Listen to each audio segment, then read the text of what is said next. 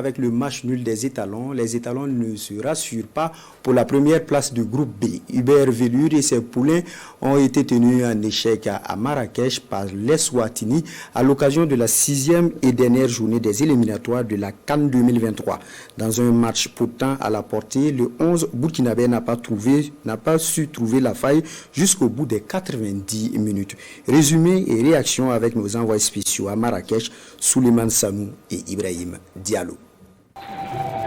Les étalons se prennent les sabots dans le sable pour la dernière journée des éliminatoires de la CAN 2023. L'équipe burkinabé a été contrainte au nul 0-0 par la modeste formation de l'Eswatini. Sans une partie de ses cadres, ménagés pour certains, blessés pour d'autres, Hubert Velure a donné la chance à Adamo Nagalo, Dramane Salou, Mamadi Bangré et Mohamed Konaté. Les étalons prennent leur sujet à la gorge dès le coup d'envoi.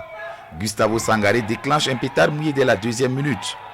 Adama Guira n'est pas mieux verni. Il contemple sa frappe s'envoler. Mohamed Konaté lui croit montrer la voie à suivre, mais l'arbitre refuse le but pour une faute sur le défenseur Swati. Les occasions s'enchaînent avec le même résultat. Le score ne bouge pas. Le public doute, mais espère que la mire sera réglée dans la seconde partie. Surprise, c'est l'Eswatini qui se met en exergue au retour des vestiaires.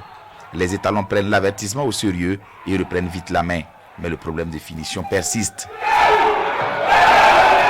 Hubert Velure lance Ouseni Bouda et Aziz Ki dans la bataille. Les étalons font le siège, mais les boucliers du roi résistent jusqu'à la fin du temps réglementaire. La parenthèse des éliminatoires de la CAN 2023 se referme ainsi sur ce nul de 0-0.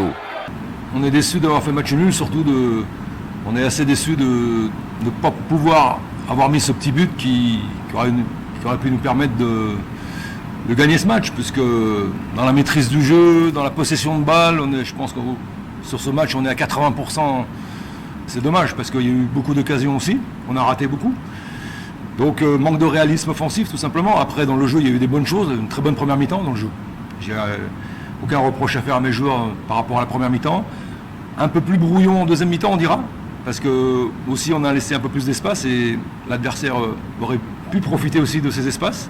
Mais même en deuxième mi-temps il y a eu des occasions de but, il y a eu des ballons devant les buts qu'on a malheureusement pas pu concrétiser. Pour les joueurs, le peu d'espace offert par les Swati a été déterminant. Je pense que la première mi-temps, on a très bien joué et il y avait de très bonnes choses et on voulait continuer à faire ça. C'était très serré et il n'y avait pas beaucoup d'espace, donc on a dû créer les occasions différemment et en première mi-temps il y avait beaucoup de bonnes choses, donc on voulait continuer à faire ça et il y avait des petits réglages à faire et après on est sorti en deuxième mi-temps et essayer de continuer d'améliorer et de pousser pour le but. Chez les supporters, on préfère oublier ce match au goût amer et retenir l'essentiel. Je peux dire que l'essentiel est fait, dans la mesure où nous sommes qualifiés avant le dernier match. Bon, on va prendre ça positivement. Bon, on ne va pas parler du match d'aujourd'hui. Bon, en tout cas, nous, on est satisfaits. À l'UNC, on est satisfaits. Pourquoi j'ai dit ça? Comme la qualification est là. Bon, on va prendre ça. Une chose est sûre, les étalons ne se sont pas montrés rassurants sur ce match contre l'Eswatini. Ils devront être plus affûtés contre le Maroc mardi prochain pour préserver le capital sympathie auprès du public burkinabé.